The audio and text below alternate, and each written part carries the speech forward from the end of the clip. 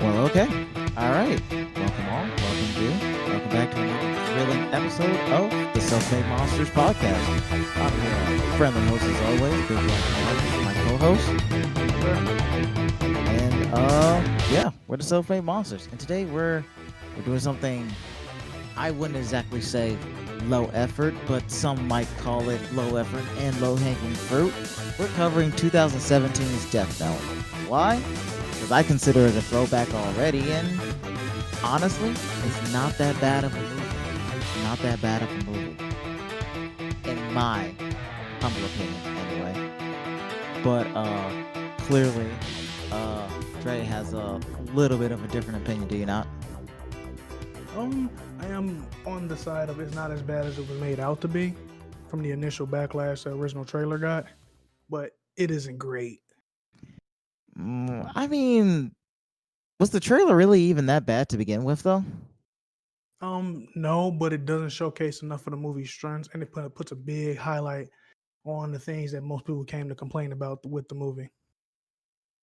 Oh, well, either way, let's get into it. Now to explain Death Note, honestly, is a simple story in of itself because it's not complicated or anything. As who the fuck am I kidding? If you found this show, you clearly already know what Death Note is. But it's based off of the anime and the manga Death Note of the same name. Has everything to do with a boy named Light. He finds a book called the Death Note.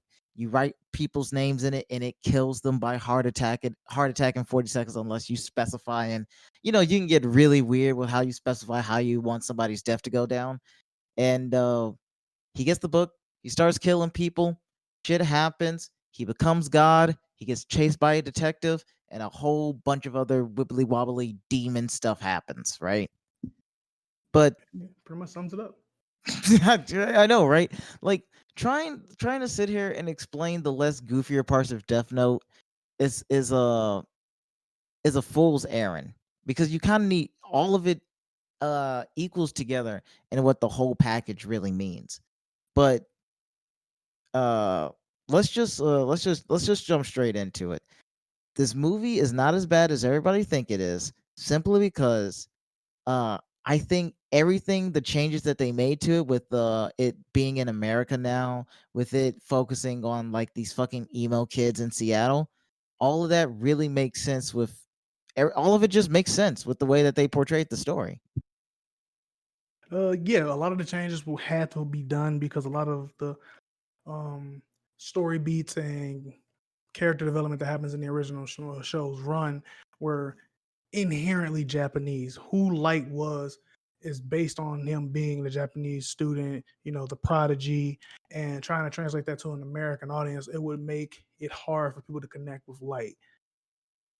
So a lot of those changes, yeah, were necessary, but in doing so, they kind of had to either move some character traits around to other characters or move some certain relationships around to make it fit.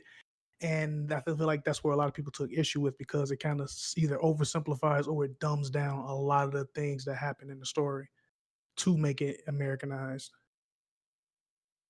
I think that it less that it well, okay, it does kind of dumb certain aspects down, but I mean that's what it's kind of forced to do that. You can't fit an entire like how long was the original Death Note? 50 episodes? About it was 2 seasons. I don't know, if it was that many, about maybe 24. 24. That Uh, seems too low, to be yeah, honest. I feel like there was like 30 or 40 or something like that. But to fit all of that into a 2-hour film, I mean that's insane. That's what people get lambasted for all the time. I think what they did like you said with combining efforts of Light's personality into different characters, that made total sense. Um and like you said, the Light's inherently Japanese, right? And there was this big kerfuffle when the movie was coming out, like, oh my god, this movie is being whitewashed, this, whitewashed that. But again, it's not supposed to be a direct remake, more of a reimagining. Oh, but reimagining almost sounds like too big of a word, no? Right? Because it's not. Uh, it was a reimagining is close, about the same as like the reimagining of Mulan into the live action Mulan. Oof, But God. if they were to Did you make it actually see like, Mulan? I have not. It's on the list, but I've heard no good things about it. Me neither. But along with the Death Note movie, a lot of stuff they changed or to reimagine to make it fit for a white kid in Seattle narrative. Like I said, it dumbed down the characters. Light's decisions in the anime were all step by step to show like the loss of his humanity to this ideal of becoming a guy, and a lot of the decisions that like Turner from the movie make in order to like fit the same kind of story beats from the anime, they either have to give it to Misa, which takes away from Light's development as like he's not a good person. As when in the show, it's very apparent he's not a good person, and him getting this power it just brings it out of him. The movie makes it so like no, this power does corrupt him, but no, it's more so his ideals and him allowing this woman to corrupt him. They gave Misa a bigger role. Now that's one of the more positive aspects of the movie, but it takes away from Light's character as a whole. I don't think it does. I think Misa uh being the being the idea of like his more violent tendencies, his more psychopathic tendencies, I think it doesn't take away much from his character, because as long as you keep in your mind that they're both the same person, but just two sides of of the same coin, then it allows you to just have more humanity for Light, and it allows you to just like Light more. Oh God, that's a tongue twister. Like Light more in general than you would have in the anime. So to explain for like certain viewers out of the loop, in Death Note 2017, directed by Adam Wingard, by the way, give him a chance and see his other movies like Your Next. Great horror movies. I don't really watch horror movies a lot, but Your Next was perfectly gory and perfectly scary all at the same time. Really recommend it on that one. But essentially, that Light is the emo kid. He retains the same story beat as like having a cop for a dad. So he has this motivation. He has this sense of justice instilled in him already.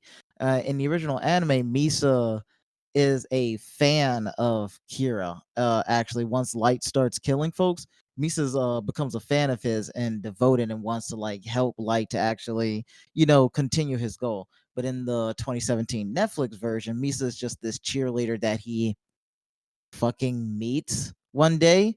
Hmm. He basically defends her from a bully at the time, and like the bully beats the shit out of him, and for no real prompted reason, after he gets the death note and he like kills his first guy for no prompted reason, he's just like, hey, want to see a dead body? That's basically what it was. That's literally what he does. That's basically what it was. You want to see a dead body?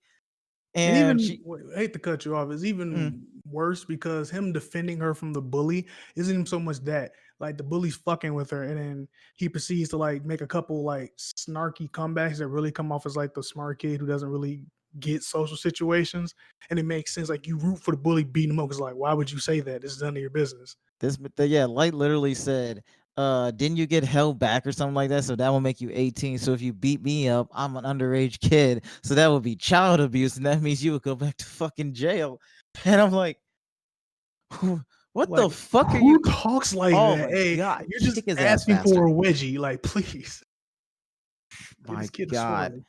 I wish there's some part of me that goes like, you have to be somewhat of dumbly brave to like even just like say that shit outside of your head. Mhm. But so some part of me wish I had the fortitude as Light Turner did to fucking say that shit to a bully.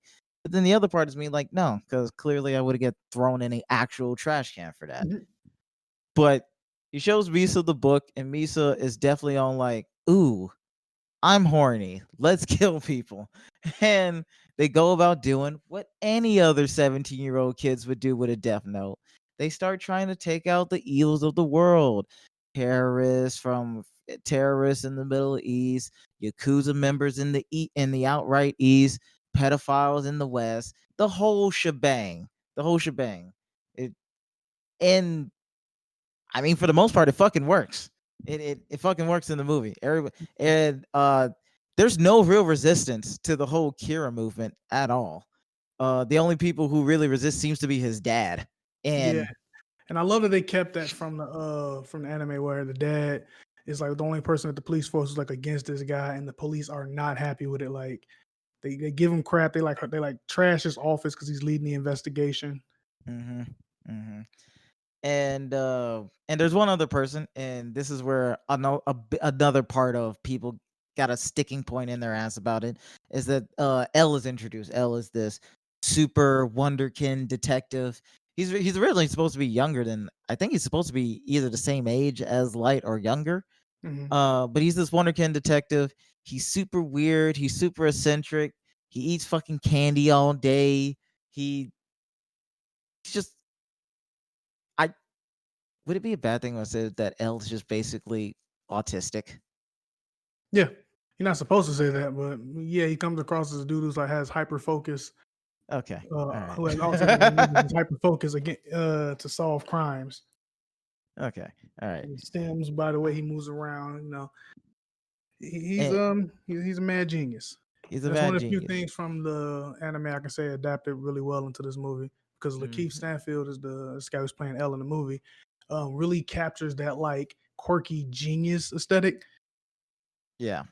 Absolutely. No, absolutely, absolutely. But it's right there in that very words of the actor who portrays him, Lakeith Stanfield. Uh, L, as you know, anime. Death Note is a Japanese anime. L, it doesn't really have a nationality per se, but everybody had like got their arms up in heavel when they got Lakeith Stanfield to play L, and they're like, "What the fuck is this shit? I can't believe you're doing this." And it's like, who gives a fuck? I mean, L isn't defined by his nationality; he's defined by how fucking weird he is. And like you said, Hmm. Lakeith Stanfield does weird really well.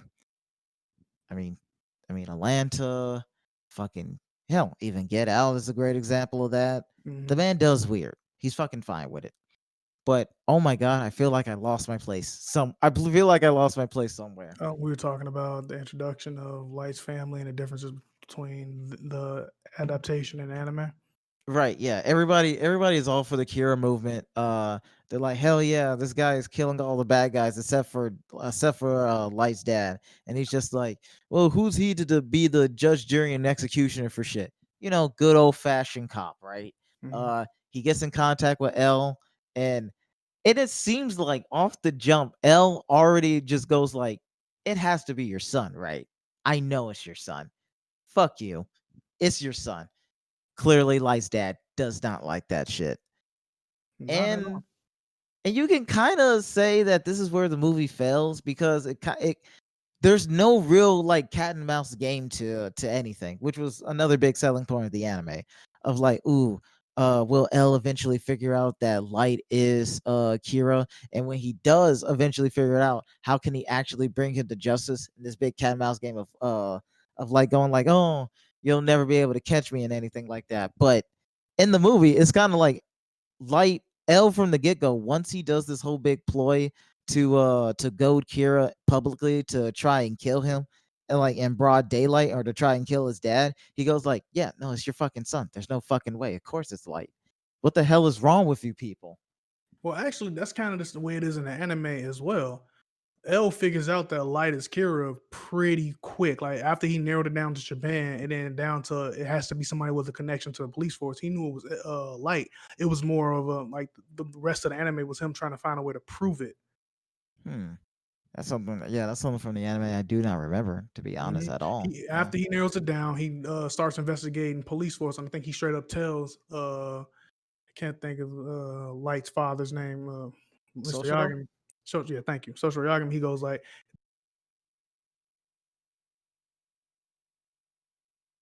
whoever the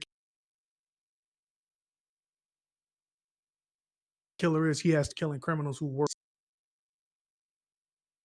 setting up those Fucking cameras potato and like chips. Beams. But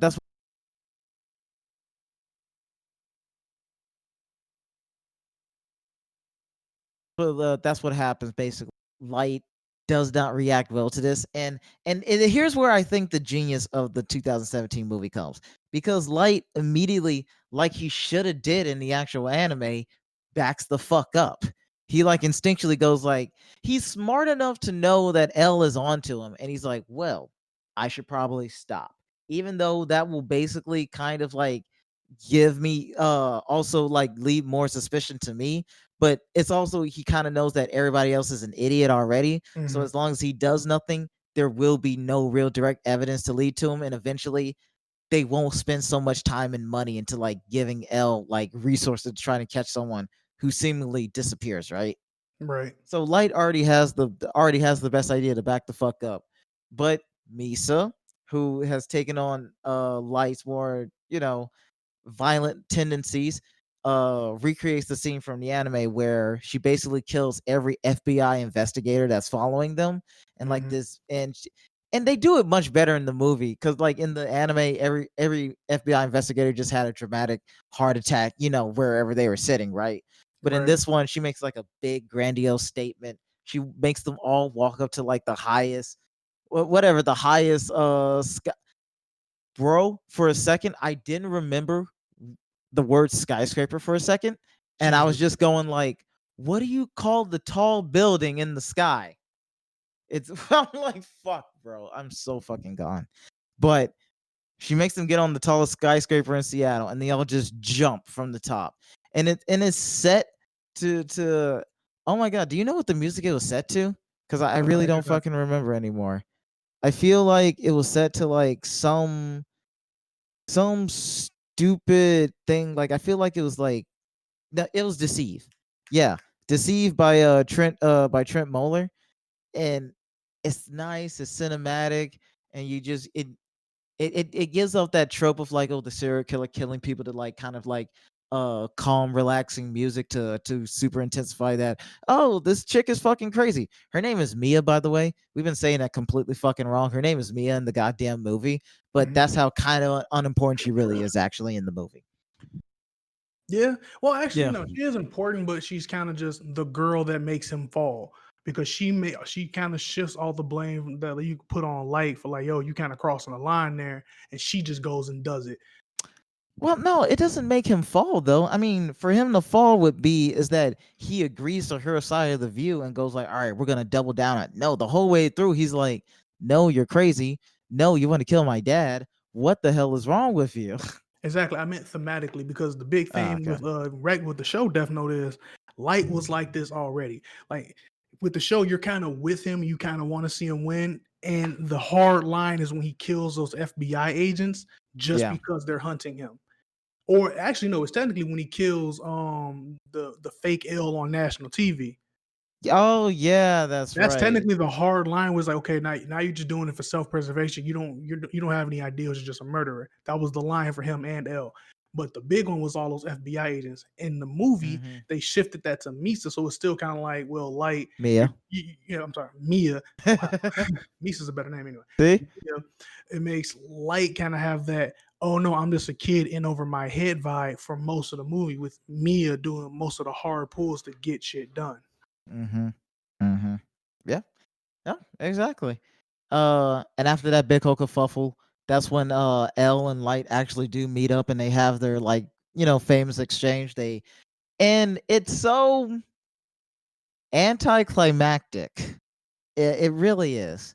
When they meet in the restaurant. Yeah, when they meet in the restaurant, Light is just kind of like, I think he's just honestly doing some fucking homework or something, and Hmm. Elle just walks up on like, "Hey, huh, so pleasure to meet you. I'm Elle. Let me show you my face. You're Kira. Let's have a good talk."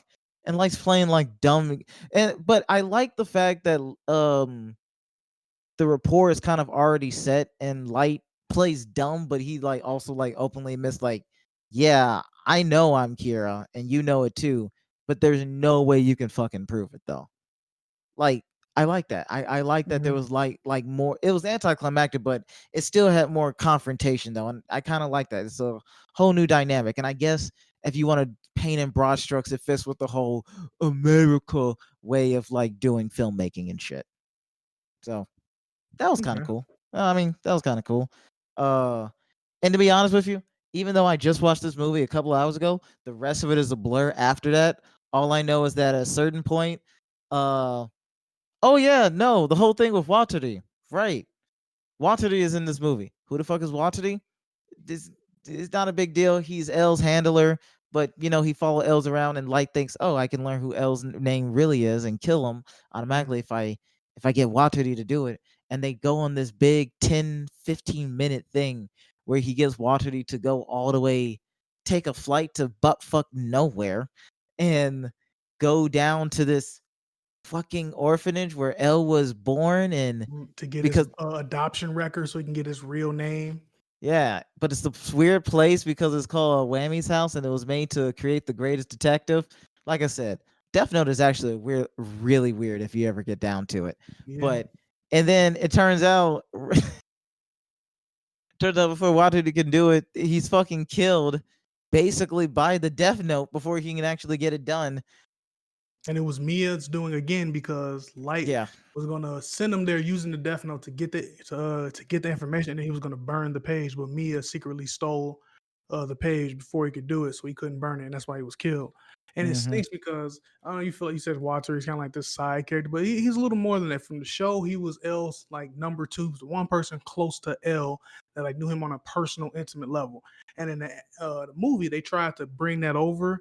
Granted, they didn't develop it much. They just kind of used visual language to kind of say like this guy is important to L, like how he was Mm-hmm. always keeping tabs on his sleep schedule and making sure he was eating. And he had that one line, what was it? Rest is a cure for a weary mind or something like that. Yeah, and he Said it sang several to times. him and stuff with Yeah, this. Did you know that's a real song, by the way? I did not. Yeah, optimistic voices. It's this old, like, kind of like German Yiddish folk song. Mhm. So just putting that out there. Optimistic voices. Check it out. It's fucking weird. But yeah, it's a real song. But go on. Go on. Might have to use that as exit music today. But yeah, so Watari has that he has this big moment, this big build up in the movie, and the way they kind of took him out was just kind of that was a bigger letdown to me than the whole L and Light meeting Oh shit. because he gets killed just unceremoniously after he's this Yeah. big deal, and it kind of felt like they only really did it so we can have that L freak out moment. That's that uncharacteristic freak out moment later in the movie where he goes on this massive chase and like just decides he's gonna straight up kill Light. Yeah, like goes by his house and everything on some real gangster shit. Actually, Yeah. he goes by his house and everything. And he's like, I know you fucking did it, and your father's a fucking bitch for not for not Mhm. knowing that you're the one who did it, and I'm gonna kill you. And Light just pulls like the best like fucking like kind of like I don't know what he's talking about, father. It wasn't me. It Jesus. was it was fucking great. Anybody who says that fucking isn't that yeah, it's Nat Wolf. Yeah. Nat Wolf that can't act. They're fucking lying. Nat Wolf can act. Alex Wolf, no, it's Alex Wolf. Nat Wolf is his brother who's in Hereditary. Alex Wolf is actually one who plays Light in the Death Note movie. What the Yeah, I fuck is don't up with get all you can't these? you can't say that with any earnestness because that scene when Ryuk makes his first appearance to Light and like he acted the fuck out of that scene. You saw Yeah, real life, not just terror, that object horror at something you cannot comprehend is standing in front of you. right. I like You the should go in like on that because Ryuk was like the one solid 10 out of 10 thing in this movie. Yeah, that was the one thing that nobody complained about when they saw the trailer. They kind of thought like maybe the 3D kind of looked a little bit goofy, but it also like crossed that uncanny valley thing where it was just like, ooh, I don't like how this feels. But like the moment people knew that William Defoe was being the voice of Ryuk, they was like, all right, yeah, we accept this. This is a okay, 100%. Fuck And yeah, he brought that level of eccentric acting that Willem Dafoe is known for to Ryuk. yeah. Because he's a very key player, but he's not in it a lot. So when he is in it, he has to like be the scene. Hmm. And he is every scene he's in. He fucking steals it. Yeah. They were able to use the lighting in the movie was just perfect enough where it just highlights his like beady little eyes just looking out Mhm. from the darkness. And Worked his teeth perfectly. shining when he's smiling, and you know that smile does not bode well for you in the future. Yeah, and the way that they like, I feel like they just made the animation just a little bit more slower because he moves in this not fast way. It's just very laborious, and Lumbering manner. it's just creepy as all. Like, if I saw this in a video game, I would be fucking terrified. This chasing me via like Outlast or something like that. No, fuck this. I'm never turning on the game again. Fuck Mhm. you. I don't need to prove myself to you. But yeah, William Dafoe fucking kills it, and And Alex hold on, Wolf. one last thing with William Mhm. Dafoe, they did give him with Ryuk, they gave him one of the best lines that a Ryuk can have, and like I've seen in any Death Note anything. It was when Light kind of insinuated like, "Yo, I'll fucking kill you." Like if you like try to betray me, and Ryuk goes, my name has is what 5 letters in my name. The most anyone's ever gotten is 2." Oh yeah, yeah. Don't fuck with Death Gods, kids. Yeah. Don't fuck with the Shinigami. But L busts up in Light's house. Light plays his "it wasn't me" card. All right. And then he realizes that Mia stole the Death Note, right? Trying to hide it away. And we come to this big showdown because they've already have been like deteriorating at the seams already because of like their differing views about how this whole God thing should go down. And it all leads up in the prom, which, by the way, if you guys don't notice, they're playing Access's Don't Change in while when they're getting to the prom scene, which I like. Just to go on a separate little rant, Death Note 2017 is like a good movie to show a film class about like like entry level like symbolism, I guess, or just like using like music to like foreshadow something. Because like the opening song when like Light gets the Death Note is by this Australian band, ironically called Australian Crawl, right? And it's called Reckless Don't Be So, and it's basically about this like couple about how basically about how this guy he like fucked up their entire relationship because he was so reckless with his ways. And you're like, oh ding, symbolism. I get it, because Light's about to fuck up his entire life with his reckless way of using the Death Note. And then on the a prom they play fucking Axis Don't Change. The name is already right there. Don't change. Light definitely doesn't want Mia to be this crazy person and wants Mhm. him to actually love him because he's in the throes of teen angst and love and being God. And Yeah. there's one more song at the end. We're gonna get to it, but it's like super obvious shit. But they're at the prom. Mia basically lays down the rule saying, "Yeah, I stole it. Uh, and they're coming after you, so you're gonna have to like give over the Death Note to me, and then that way you can stop. You can just be you, and I continue on because you're clearly being a pussy about this." And Mhm. Light plays his final card. He has to run for his life because L's on his ass. And then comes like the most decisive part of the movie for a lot of people is the whole chasing between L and Light. Because I think that is where they deviate the fucking most Yeah. from the anime, because everything we set up to this point has all been like is wildly different from the anime, but it still keeps in the same tone and more or less spirit, but with a much more kind of confrontational, quote unquote, American twist on it and such. But the chase scene is so wildly not from Death Note that I think there's only one. I think there's only maybe two chase scenes and throughout the entire anime series, and both of Mhm. them come like super late into the series and shit. But like L is not a person who runs. He's not a person who barely even fucking walks. Okay, like, and he's running after Light like it's Bad Boys 2, or like he's like Tom Cruise or something Yeah. halfway through the fucking city with a gun. He's all out. He's all out and about to shoot this man. Just It's out in Seattle. in Seattle. It's fucking great. It's fucking great. And he catches him, which is the most mind-boggling part too.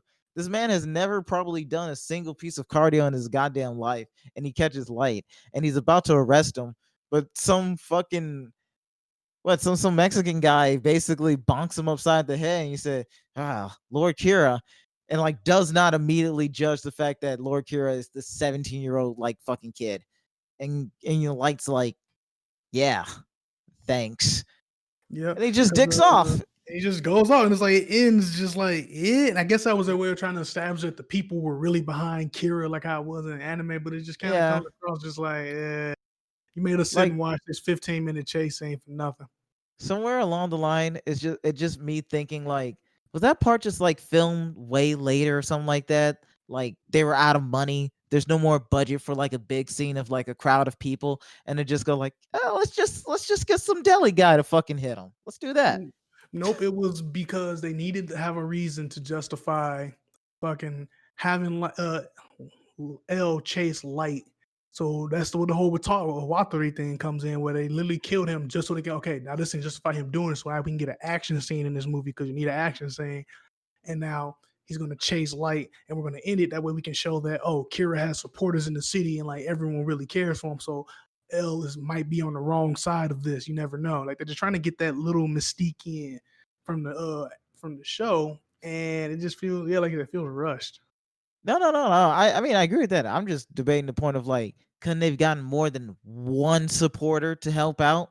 I don't know, maybe three, four people to crowd around L and then bonk him on the head, maybe rough him up a bit. I don't know. Yeah, I don't know. But either way, we agree. Dumb anticlimactic. He goes over to this big Ferris where he told Mia to meet him, and double crosses happen. Mia fucks up. She's too greedy. She ends up because Light says, "If you love me, Mia, you won't take this death note away from me." And Mia, like the asshole and cunt she is, takes the death note away from him, and he's like, "Fuck, you weren't supposed to do that." And she's like, "Why?" She's like, "Oh, did you write my name in the note?" And he's like, "Yeah." He's like, "Why the fuck would you do that? You weren't supposed to take the note." Like they're legitimately arguing why they're about to like die from like this big Ferris wheel incident, Mhm. and a lot of bullshit happens. Light ends up falling out the Ferris wheel. Mia ends up falling out the Ferris wheel. She like lands in a bed of roses and like dies on impact, and Light ends up falling in a river, but he gets saved by this pedophile. And then you come to find out, I mean, he was. You come to Yes. find out that Light orchestrated everything, and I'm pretty sure you remember this better than I do. So can you explain what the fuck happened at that point? So before the chase scene starts at the prom night, Light realizes L's on his ass, so he runs, and he realizes that Mia's about to betray him. So he runs to the computer lab and like does some quick searching on the computer and like starts writing stuff down. And that's when Mhm. the chase scene takes off because he takes off. He basically orchestrated so that if Mia took the notebook from him, she was to die right there, and then he was to fall out, going unconscious, and to be saved from one of the pedophiles he found on the Kira hit list website. So he had one of them come to get him and then like get him to a hospital, and he had the other one come and get the notebook and to continue killing the entire time he was in the hospital, and then to bring the notebook back after a set period of time.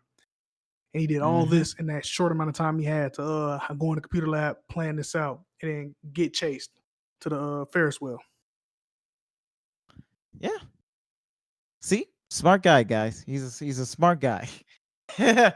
And well, I mean, it fucking works. Or does it though? L ends up figuring out where one of the pages of the Death Note is due to an offhand comment that Light had made. Like this thing is like it's like fucking death in a what did he say? It's like death in a calculus book or something. Some Oh, offhand math joke. yeah, because the page that Mia had was in her calculus book, right? Yeah, and he breaks into Mia's house and like finds the page there, and around the same time Light's father visits him in the hospital and finally and figures it out. That's something that Sojiro never did. He figures it out, and he goes like you're Kira, you're the killer. And Light just basically goes like, yeah, yeah, you got me, you kind of got me, I'm sorry, dad. Well, he didn't Eh, say. Yeah, he more so kind of just like alluded to like, hey, I was the lesser of two evils. the, uh, the, the list of two evils of what? Between the evils of the world and me just killing that evil. Well, okay. But it ends on a cliffhanger note with L thinking, is he gonna you see him like slowly thinking, is he gonna write Light's name in the notebook and kill him for Hmm. taking out Watari. And yeah, that basically just how it ends. Yeah. Hmm. And yeah, it's been 3 years since, and we still haven't got a sequel, even though Adam Wingard keeps saying, "Yeah, there's gonna be a sequel." I swear to you guys, but there's not gonna be a sequel. There, That was in what 2018 when he said that. yeah, I think it was in 2018. I think he actually said something in 2019. Actually, no, it was 2018. It was 2018 around August. Yeah, yeah. It's such a shame. It's such a shame. This movie had a lot of potential, obviously, to go in a lot of different routes, and I think that while it did squander most of that potential, and although I think it actually is just an okay movie, I do think it's a pretty good adaptation of Death Note, though. Like, I find it more exciting than like the Japanese adaptation of Death Note that they had way back then, or its sequel, or L Changed the World, or anything like that. I Mhm. find Death Note pretty valid towards the mythos of Death Note in general, towards the franchise. Yeah, I mean, that's a fair assessment. I have my nitpicky problems with the movie. Like I did a rewatch of the anime just to make sure I wasn't just like rose tinted glasses, comparisons between the adaptation and the anime. and does But the anime still hold up for you? the anime holds up extremely well. Granted, that second season is a slog, but I get what they were going for with it. Because it was So, made, I feel like it was a like, hey, let's show what normal people would do if they had access to the Death Note. Like, and it shows you that light kind of is the lesser of all sorts of evils if somebody else were to get this power. But the movie doesn't really capture that this person thinks he is better. This person has proved he is better. So he believes from his own actions that he is the one who should be able to make these decisions with this power. The movie doesn't capture that because when Light's giving that speech, that first speech he gives to Ryuk about like what he plans to do with the Death Note, and like the light is mm, shining in his eyes, and he has a yeah, halo around him, and like it's a gravitas to it, and you can even see Ryuk like, can Ryuk clearly tells this is bullshit, but this is entertaining bullshit. yeah, yes. The movie does not capture that at all, and I feel like it's because honestly, I don't know if the writers and directors knew how to capture that without making Light be an insufferable prick, Mm, or at least yeah. come across it that way. At least to an American audience, he would just be an insufferable prick. Why would I want to watch this movie? Get this dude killed, stat. Um, no, I agree with you. I think that was the whole reason of breaking up the personality of like Hmm. anime Light for between Light and Mia in the movie. Uh, and yeah, just Mia got the short end of the stick of just being like the more psychotic. I think I'm a little bit holier than thou than other people, and that these people are beneath me, and I need to lead them to a better or brighter future. And Hmm. Light really is just, yeah, he's just the overzealous kid who has a sense of justice, and he found a way that he can do it with, technically speaking, no real afterlife repercussions, because you don't get to go to heaven or hell after you use the Hmm. Death Note, which I think is a pretty good fucking deal, all things considered.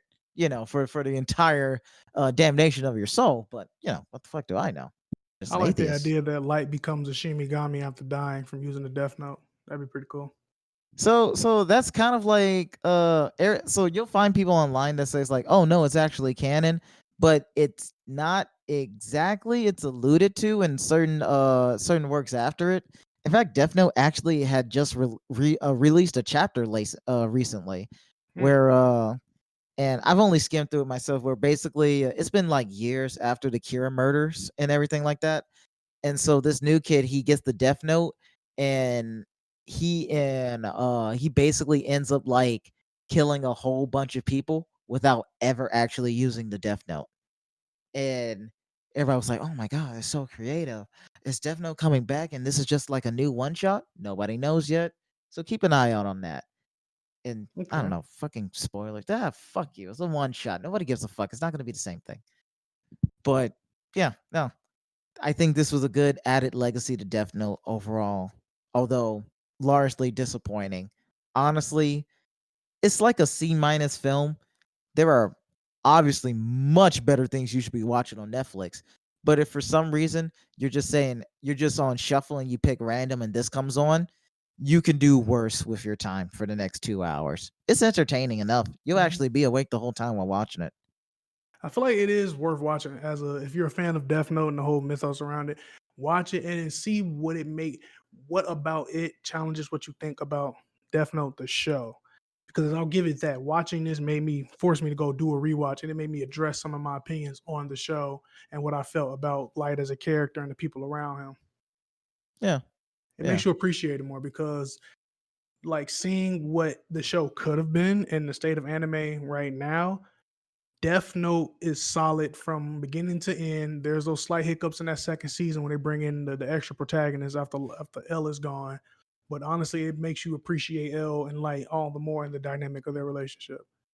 I Hold up. really wish they had captured that in the damn movie. Hold up. Back up a second. The state of anime now. What does that mean?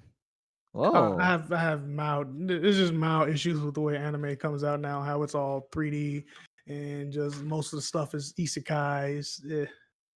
Oh, okay. I was I was about to go like, oh, hold up, hot take. Here we go. Here we go. Finally, we got It some ain't life into this episode because it let's ain't be no hot honest, take. we're not excited to actually talk about Death Note. This has been in the queue for the longest time. And then unfortunately it's one of those things where you kind of feel like an obligation of like, all right, we're gonna get this done. This is not our Moby Dick. This is just literally us trying to get on the boat to get our fucking white whale. That is a movie that shall not be named yet, but you'll know it when you actually see that episode. But uh yeah, I was about to say, oh, fucking hot take for a second. Then he was like, oh, there's just too many isekai. I was like, oh, well, yeah, no, ain't no one gonna disagree on that one. There is a lot of isekai, Like a if lot you of like isekai. if we're gonna eat slightly maybe not a hot take but spicy, like what's come out recently, especially with the new seasonal cycle of anime that could like be a Death Note. I know Death Note is a classic, so it's a tall order, but like what's something that came out that had a story that made you go huh and stuck with you and made you think about your own opinions on the world and how you view things that don't happen that often anymore. Yeah, I think the last one to really capture like anime Western anime fans' imagination was Psychopaths. I really think that was the last time. And it wasn't in Psychopaths wasn't even that like insanely popular. Hmm. But Psychopaths was like one of the last anime that people really stood up and they like they fucking like identify with these characters and it was this great battle between a hero and an arch villain. Hmm. So I think that might have been the last time. Or no, no, I really think it was Psychopaths because what else am I gonna say? Fucking Sword Art Online? No. My Hero Academia, but that's shonen. We've seen Eh, that story. Like it ain't I mean, nothing Death new. Note. I mean, Death Note is shonen. People forget Death Yeah, Note yeah, it did is run in shonen. Shonen Jump. You're right. It's just vastly different from than most shonen.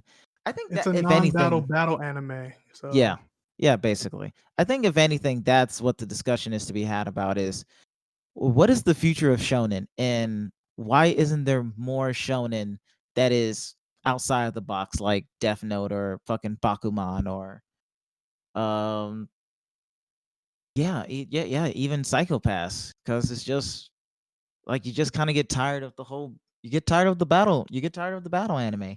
I love stories about friendship as the next guy, but god damn, I can't go through the I can't go through this seasonal churn anymore.